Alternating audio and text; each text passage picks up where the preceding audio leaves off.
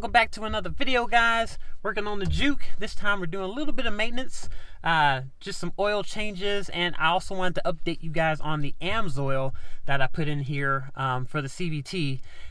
Did get a new part, nothing major, just something I thought was really cool, so let's check it out. Now, I've actually had this Juke now officially a full year. So I bought the Juke last year around this time. It's been perfect for me so far. I really enjoy it, and everything that I'm putting on this car, I want to make sure it is authentic, no eBay type stuff. So I did end up picking up one of these. It is a Nismo magnetic drain plug for the oil. So when I'm doing oil changes, if there's any metal shavings, which there never should be, it'll catch that kind of stuff. But yeah, let's get to it. All right, as stated, just doing ourselves a normal oil change and replacing the Amsoil CVT fluid like I said I was going to do. When I end up putting on the oil cooler and the new beehive, you're supposed to swap this out halfway through to get all the extra settlements out from the old transmission fluid that was in there, as well as update you on how well this is doing. And this drain plug is pretty much novelty. I mean, the fact that it says Nismo on it is super cool, but realistically no one's ever going to see that. So I like that it actually has the magnetic piece on there, and it's an official Nissan part. There's the part number if you guys want to pick one up for yourself. But this is just something fun for me. I want to put real authentic Nismo parts on here, so that's the whole reason for that. As far as the oil cooler and the beehive, just want to update you guys, like I said in the comments of that previous video, I might link it in the description, how well it's been going for me, how I like the Amsoil, and reluctantly I gotta tell you, it's been quite a pain, but all user error. So the parts I got for it were not really good in a sense. So I think in that previous video I might actually take off the links for those parts, because if you guys order the exact parts that I bought, you might have the same issues. So first issue I got was, let me see if I can capture this for you guys. With this oil cooler, you can see it in there. It's mounted pretty good on there. I do like the clamps it came with to keep it mounted. You can see the beehive hosing down there. It does pretty good now. And then, like I said, it comes all the way up here is where I have the clips at. You can see that attaching. So first issue I had was actually leaking fluid. So if you did buy the kit that I suggested, the outlet hosing, so the parts that the hose connect to, were not big enough, and it was frustrating the heck out of me. So I ended up getting smaller hoses because the hose that it came with was too big to go onto the beehive and too small to fit onto the cooler. So this is the fix that I came up with. I bought two little connection pieces to size it down, but they kept leaking at this point here, and as well as back here on it. So I had oil all over the place, and it was just leaking, and I couldn't figure out how to fix it. So do not buy the same cooler, because it's going to be extremely difficult to figure out how to get these hoses not to leak. What I ended up doing, I did a lot of research, and it said if you use a heat gun, heat it up to a particular degrees, I think it was like 200 degrees, and you can slowly work it on to the connection pieces. And that's what I did for each one. It was super hot, but I finally got them to slip on. So now no more leaking, no more oil all over inside of my bumper. I had to take this bumper off at least 5 different times, cleaning up oil, figuring out where the heck is it leaking from, and that was the issue.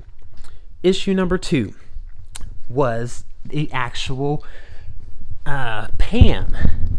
So look up on here if you can kind of see. There it is, the CVT transmission pan. You can see the little sticker on there because that is an OEM sticker. I had to go buy a new CVT transmission oil pan. Why do you say? Because the kit came with a rubber gasket, and the rubber gasket is soft. It was pretty much about that thick, You know, it was a pretty thick gasket. The one that comes stock is a paper style type of gasket.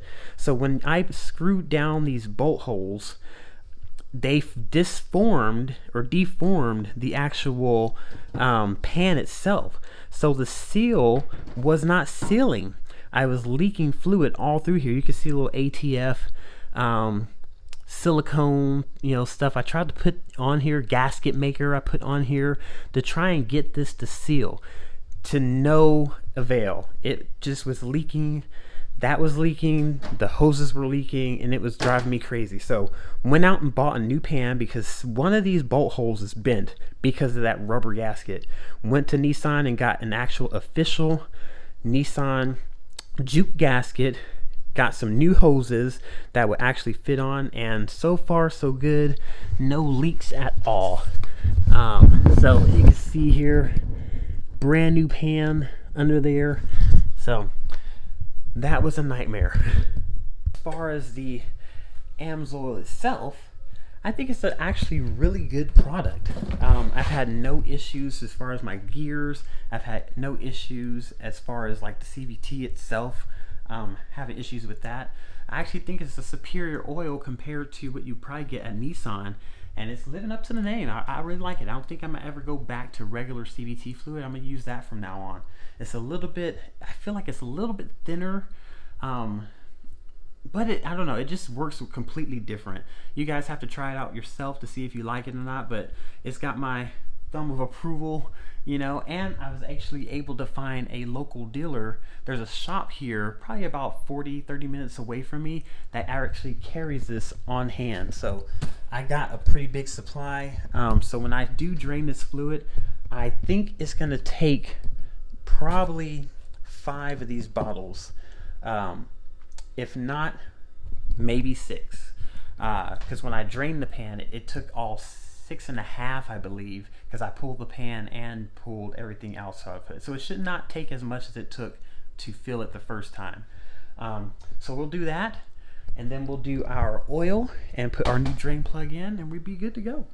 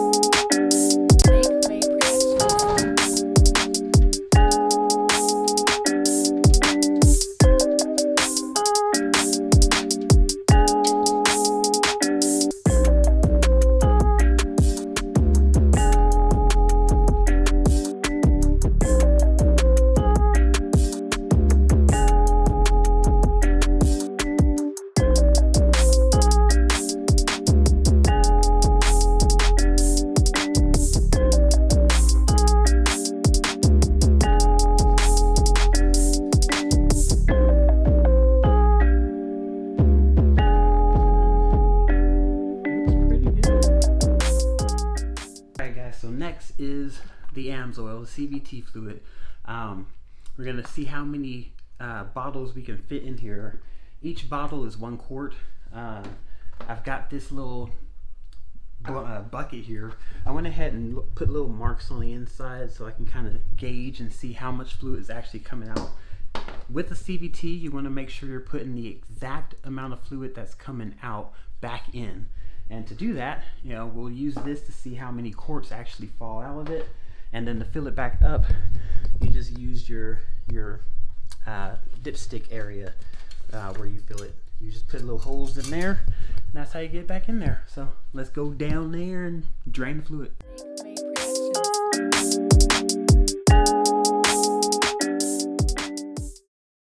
Left, you can see my lines here.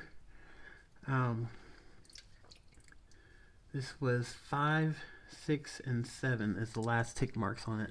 So it looks like it's going all the way up to 5.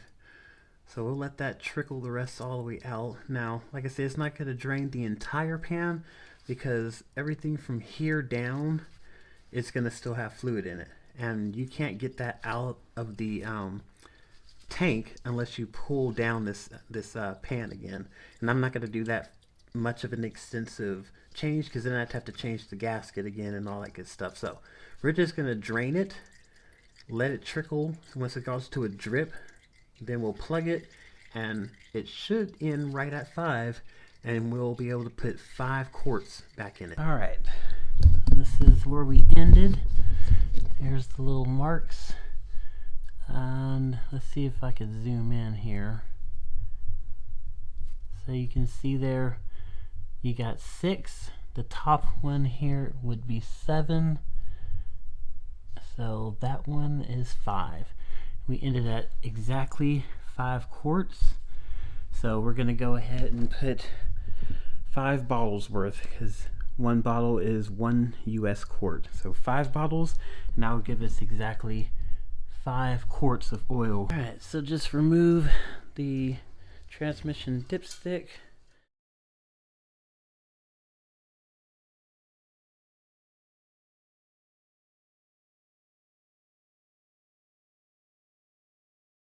All right, first quart going in.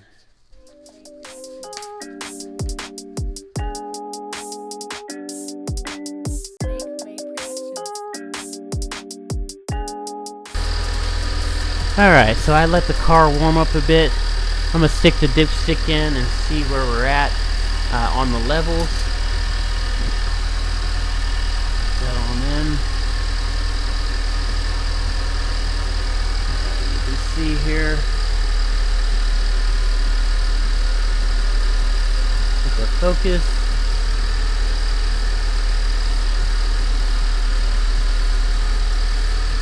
There you go. And we are good. So obviously you'll go and check this, you know, a day, maybe 2 days after driving. All right, so looking up under here, you can see the bolt looks pretty nice.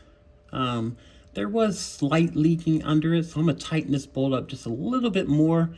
I don't know the actual foot-pounds of what it's supposed to be set to, so I'm gonna actually have to look that up just to triple check. But I'm gonna give it a nice hand pressure tightening, just to make sure it's really snug. The filter is doing good. I've seen this little trick here where you just put the date on it, because sometimes, you know, you forget when you've last changed it. At least I do. So I seen a guy online, he ended up putting the date when he changed his oil, so that's gonna help me out. So when I'm in the underneath servicing and whatnot, I'll know exactly when it was done and when I need to change it again. But yeah, that looks pretty cool. I mean, like I said, no one will ever see this except for me. So, all right, that does it for the video. Everything's buttoned up, no leaks. I did want to jump on real quick and show you guys the gaskets. So here is the OEM gasket that you would need. This is the part number here. But I want to show you the difference between that and the one that came with the kit. So you can see the OEM one is pretty thin. You know, it's not really a paper, it's a metal style gasket. And then this is the one that came in the kit. So you can see it's rubber and how thick it is compared to the metal gasket. So yeah, don't use the one that comes aftermarket. Go out to Nissan and get yourself the real metal gasket, and you'll be good. You won't have to go through the issues I went through. All right, till next time, see you on another video.